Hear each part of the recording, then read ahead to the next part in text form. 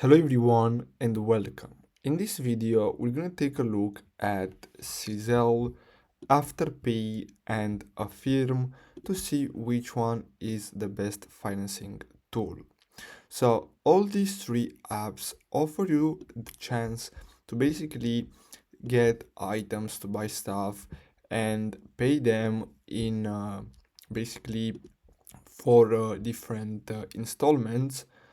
And the great thing about this is that they don't charge you interest if you pay on time.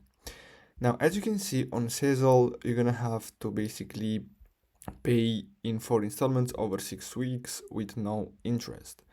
On Afterpay, it's basically the same, but the thing is that you can choose to pay over 6 or 12 months.